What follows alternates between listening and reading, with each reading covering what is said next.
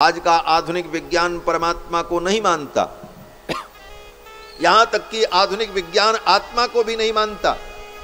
Medical science, आज का विज्ञान आत्मा को नहीं मानता।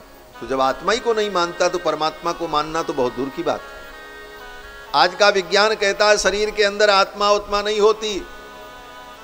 क्यों? बोले आत्मा को किसी ने देखा ही नहीं। बोले तो ये शरीर हिलता डुलता कैसे है? तो आज का विज्ञान यही मानता है, आधुनिक विज्ञान, कि शरीर में जिन जिन तत्वों की आवश्यकता है उन तत्वों का समुचित अनुपात, शब्दों को समझना, तत्वों का समुचित अनुपात शरीर में बना रहता है तो शरीर हिलता डुलता रहता है। किसी तत्व की कमी हो गई तो शरीर में व्यवधान उत्पन्न होता है, और सारे तत्व शरीर में अपने अपने अनुपात में बने रहें तो शरीर में चेतना बनी रहती, शरीर में हलचल बनी रहती। किसी तत्व की कमी हो जाती है, कोई अंग क्षीण हो जाता है, अंग काम करना बंद कर देता है, तो उसी को मृत्यु मान लिया जाता है। आत्मा नाम की कोई वस्तु नहीं होती जो शरीर में रहे और निकल जाए, उसके निकल जाने पर शरीर मर जाए। इस बात को आज का विज्ञान स्वीकार नहीं करता। विज्ञान कहता शरीर में तो उसी प्रकार हलचल होती है जैसे पान हरे रंग का होता है और सुपारी, बोले कसैली सुपारी भूरे रंग की होती, चूना, बोले चूना सफेद होता है, और कत्था खैर, बोले वो भूरे रंग का होता है। लेकिन सब मिल गए तो एक पांचवा रंग लाल लाल रंग प्रकट हो जाता है। पान सुपारी चूना कत्था सब मिलाया तो एक नया रंग हो गया। उसी प्रकार पृथ्वी जल तेज वायु आकाश, ये पांच तत्व जो हैं, इनका संघात होने पर, इनके मिलने पर इसके अंदर एक नया काम हो जाता है। क्या बोले? चेतना पैदा हो जाती है, आत्मा उत्मा नहीं होती, ये विज्ञान कहता है। लेकिन ऐसी बात नहीं है। अगर आत्मा न होती शरीर में तो महाराज शरीर में सारे तत्व रहने पर भी वो जिंदा रहना चाहिए। कहते हो भाई किसी तत्व की कमी हो गई इसलिए शरीर मर गया। बोले तो जब कोई आदमी मर जाए तो दुनिया के सारे डॉक्टर उसे ले जाओ उठा करके और उसका चेकअप करो कि इसके शरीर में कौन से तत्व की कमी हुई कि हलचल बंद हो गई। उन सारे तत्वों को तुम सिरंज से और मशीन से उस शरीर में डाल करके फिर उसके अंदर हलचल पैदा करके दिखा दो तो मान ले भाई कि आत्मा नहीं थी। लेकिन सारी दुनिया के डॉक्टर अंत में कहते हैं, जब सारी दवा करने के बाद भी प्राण नहीं बचा पाते, आत्मा का उत्क्रमण हो जाता है, आत्मा शरीर को छोड़ करके निकल जाती है उत्क्रांति गत्यागति नाम वेदांत सिद्धांत के अनुसार, तब उस स्थिति में डॉक्टर साहब कहते हैं कि अब तो हमारे हाथ से बाहर है। क्यों भाई? आत्मा जब होती नहीं है तो सब कुछ शरीर तुम्हारे सामने ही रखा है, आत्मा को तुम मानते नहीं हो, तो उसे कुछ करके उपाय कर दो, जीवित हो जाए। लेकिन नहीं, कारण आत्मा का संबंध शरीर से समाप्त हुआ तो शरीर कितना भी सुंदर क्यों न हो वो धीरे धीरे गल करके नष्ट हो जाता है। तो आज का विज्ञान तो आत्मा को भी नहीं मानता, परमात्मा को मानना बहुत दूर की बात।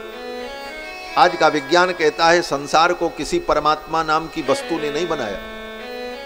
आज का विज्ञान कहता है ये प्रकृति से बन गया, प्रकृति ने अपने आप सब कुछ कर लिया। इसको कहते हैं प्रकृति कारणवाद। दार्शनिक सिद्धांत में इसको प्रकृति कारणवाद कहते हैं, माने प्रकृति ही कारण है ये सृष्टि जो बनी। लेकिन हमारा वेद क्या कहता है? बोले वेद कहता है प्रकृति कारण नहीं है, क्योंकि प्रकृति तो जड़ है। जड़ वस्तु में कार्य करने की क्षमता नहीं होती जब तक कोई चेतन व्यक्ति उस जड़ वस्तु में कोई प्रक्रिया न पैदा करे। उदाहरण, बोले मिट्टी में गेहूं का बीज डालो और उसमें पानी मिले और सूर्य का प्रकाश मिले, रात्रि में चंद्रमा का प्रकाश मिले, तो उस गेहूं में अंकुर पैदा होता है। तब गेहूं में अंकुर पैदा होगा, फिर वो बड़ा होगा, फिर उसमें गेहूं पैदा हो जाए।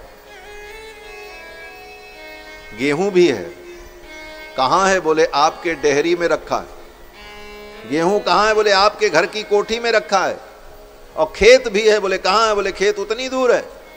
खेत में मिट्टी भी है, वहां गेहूं भी है, पानी भी है, सूर्य का प्रकाश भी है, लेकिन उस गेहूं में अंकुरण क्यों नहीं हुआ? बोले जब तक हमारे आप जैसा कोई चेतन व्यक्ति उस गेहूं को उठा करके उस मिट्टी में डाल करके उसको बराबर करके जल का सिंचन नहीं करेगा, तब तक प्रकृति उसको अंकुरित नहीं करेगी। उस गेहूं में अंकुरण होने की क्षमता है, पृथ्वी की मिट्टी में अंकुरण पैदा करने की क्षमता है, सूर्य के प्रकाश में, चंद्रमा के प्रकाश में उसमें रस संवर्धन करने की क्षमता है। भाई अंकुर पैदा हो। और सूर्य भगवान दिन भर उसको तपाते रहें, रात में भी सूर्य दिखते रहें, और रात भर दिन भर 24 घंटे सूर्य का प्रकाश पड़ता रहे, तो वो कोमल अंकुर सूख जाएगा, नष्ट हो जाएगा, उसमें रस पैदा ही नहीं होगा। बोले दिन भर सूर्य भगवान उसको पकाते हैं, फिर रात भर चंद्रमा की किरणों से उसमें रस का संवर्धन होता है। इसीलिए चंद्रमा को वनस्पतियों का स्वामी कहा गया। सोमो अस्माकम ब्राह्मणा नाम राजा। चंद्रमा जो है वो वनस्पतियों के राजा हैं, ब्राह्मणों के राजा हैं, रस का संवर्धन करने वाले। चंद्रमा की किरणें न पड़े तो किसी भी वनस्पति में रस की उत्पत्ति नहीं होगी।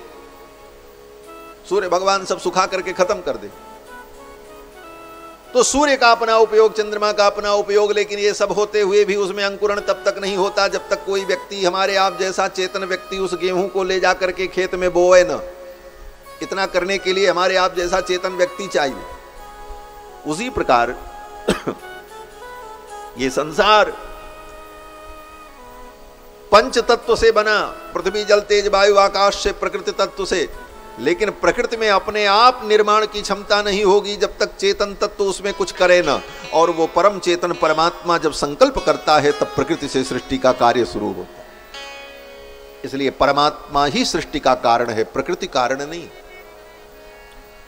इस बात को नास्तिकों के सिद्धांत का खंडन करते हुए, प्रकृति कारणवाद का खंडन करते हुए, ब्रह्म कारणवाद की स्थापना करते हुए वेदव्यास जी कहते हैं कि विश्वोत्पत्त्यादि हेतवे, जो सारे विश्व के उत्पत्ति के हेतु हैं वो कौन है?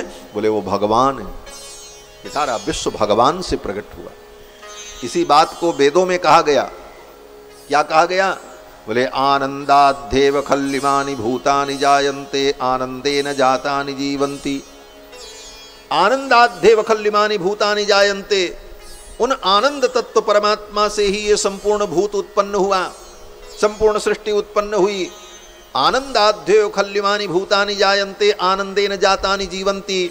उन्हीं आनंद परमात्मा के द्वारा ये संपूर्ण सृष्टि जीवित है, सुरक्षित है, और प्रलय काल में ये संपूर्ण सृष्टि उन्हीं आनंद परमात्मा में लय को प्राप्त हो जाए।